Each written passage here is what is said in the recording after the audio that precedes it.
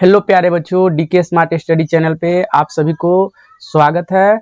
और मैं आज अगले वीडियो ग्रामर का लेकर आया हूँ, हिंदी ग्रामर का। ठीक है, पिछले वीडियो में मैंने स्वर वर्ण के बारे में सारे चीज़ बता दिए थे और आज इस लोग को इस वीडियो में व्यंजन वर्ण के बारे में बतलाएंगे।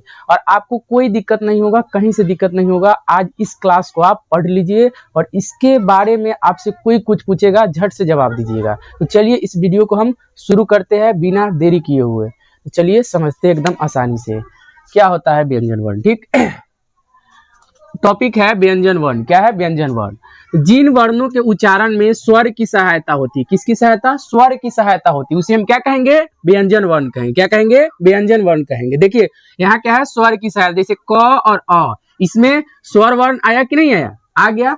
ठीक है, इसमें क्या हो जाएगा कि स्वर की सहायता लिया जाएगा। किसका सहायता लिया जाएगा? स्वर का सहायता लिया जाएगा, उसे हम क्या कहेंगे? व्यंजन वर्ण कहेंगे। ठीक, हिंदी में कितना व्यंजन होता है? टोटल 33 गो। कितना होता है? 33 गो व्यंजन होता है।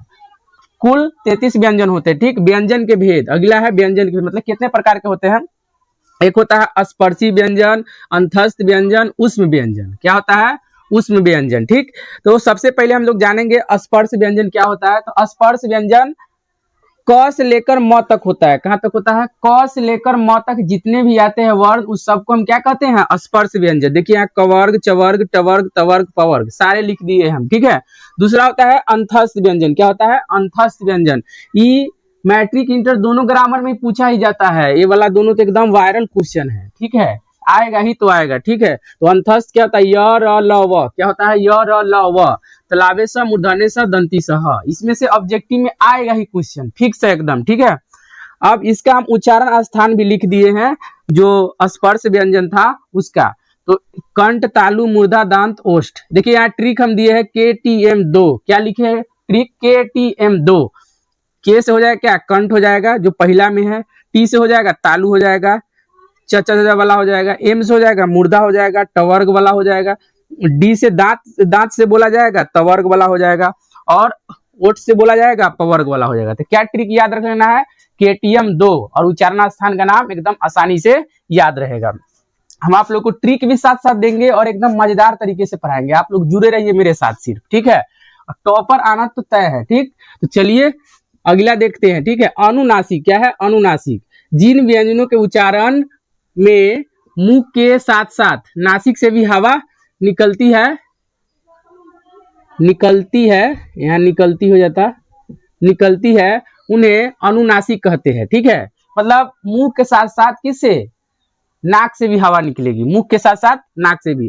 तो अनुनासिक पंचमा अक्षर होते हैं, मतलब जितने भी स्पर्श व्यंजन है उसके लास्ट वाले अक्षर क्या होते हैं? अनुनासिक। और कहां से बोले जाते हैं? नाक से। इनका उच्चारण स्थान नाक से दिया जाता है। ठीक है, अगला है कि ए मुख और नाक दोनों से बोले जाते हैं, मतलब दोनों का मिक्स होता है। ठीक, अगला देखिए अयोगवाह। क्या है? अयोगवाह वे वर्ण जिनकी गिनती न तो स्वरों में होती है और न ही व्यंजनों में होती है, उसे हम क्या कहेंगे? अयोगवाह। जैसे अंग और अ, इनका न स्वर में गिनती होता है न व्यंजन में होता है, तो उसे हम क्या कहेंगे? तो उसे अयोगवाह कहेंगे। ठीक है, तो पूछेगा कोई अयोगवाह क्या होता है, तो याद रखिएगा अंग और आह। समझ में आ गया होगा। उसके बाद है उत्क्षिप्त व्यंजन। क्या है? उत्क्षिप्त व्यंजन जिन वर्णों के उच्चारण करते समय जीभ का, किसका? जीभ का, जिन वर्णों का उच्चारण करते समय जीभ का अग्रभाग यानी नोक एक झटके के साथ नीचे गिर जाता है। क्या हो जाता है? नीचे गिर जाता है, उसे हम क्या कहते हैं? उत्क्षिप्त व्यंजन कहते हैं। क्या कहते हैं? उत्क्षिप्त व्यंजन कहते हैं। मतलब बोलेंगे एक बार जीभ क्या हो जाएगा? नीचे गिर जाएगा टकरा कर। ठीक है, ढ और ढ इसमें आ जाएगा। ठीक है, इसका दुग होता है ड और ढ, याद रखिएगा एकदम आसानी से। ठीक, उसके बाद है प्रकंपित व्यंजन। कंपन मतलब थरथराना होता है।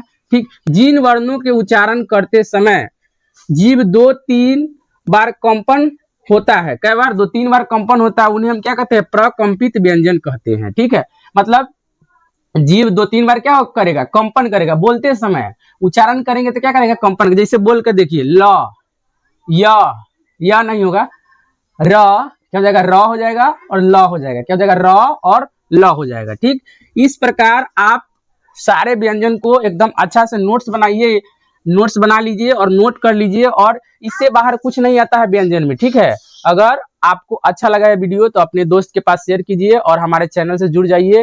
यूट्यूब पे डीके स्मार्ट स्टडी को जाकर अभी सब्सक्राइब कीजिए और बेहतर से बेहतर तैयारी कीजिए और टॉपर आने के लिए आप भी तैयार रहिए। धन्यवाद।